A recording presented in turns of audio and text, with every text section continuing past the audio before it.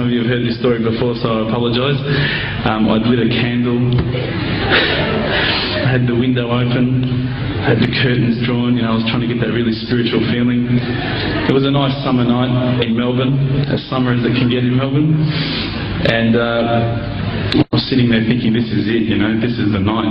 I'd been, investigating all the spiritual proofs, all the scientific proofs about the fact that the mountains are the pegs, about, how the embryo develops inside, the woman, all these amazing proofs, but I still needed that little push. It's like I was on the edge of a cliff, I was ready to jump, I just needed a push. So I was sitting there, it was very quiet. I was reading Quran, and I stopped. I said, Allah, this is my moment. This is the time I'm about to jump into Islam. All I need is just a sign. Just a little sign, nothing huge, maybe a bolt of lightning.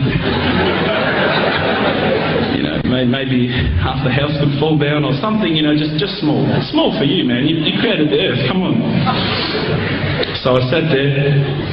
I was waiting for the candle to start gliding up to 4 metres high like in the movies. And I go, okay, go.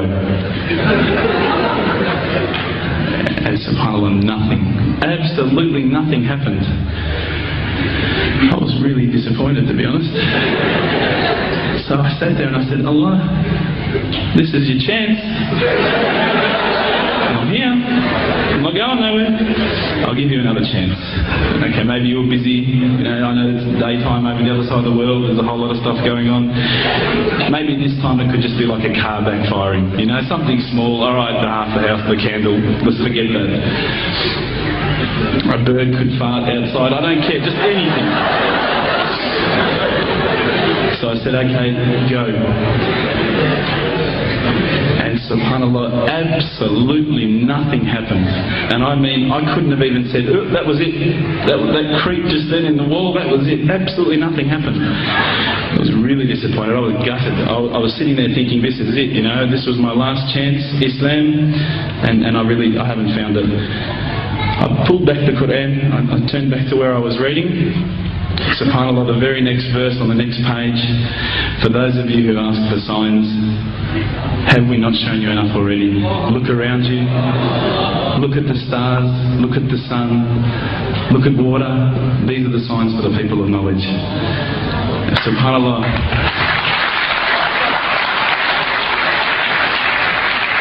I threw the doona over my head and I pretended I was asleep. I was that scared because I couldn't believe how arrogant I'd been to want my own specific sign when all the signs had been there for me all along. The fact that we have this world, the fact that there is this creation, these are the signs for all of us. The next day I decided this is it, I'm becoming a Muslim.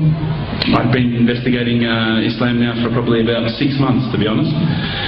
I went in and I said to myself, this is it, I'm going to make shahada. I had no idea what I had to say, I had no idea what the words were. It was probably close to Isha prayer, so it would have been 7, 8 o'clock at night. I went in and I couldn't believe it, there was about 1,000 people at the mosque. I thought, subhanAllah, look at this religion. Look at how strong they are. It was the first night of Ramadan.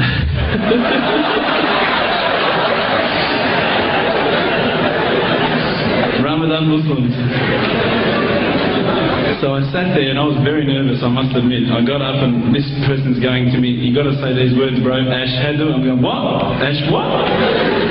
Can't I just say it in English? No, they say no, you got to say it in Arabic. And I thought, looked out over the sea of beards that I could see in front of me and I thought, if I get these words wrong, I'm a dead man again. I had this fear, And they were staring at me, and I don't know if you know this, but Australians can't stare. Lebanese people can stare.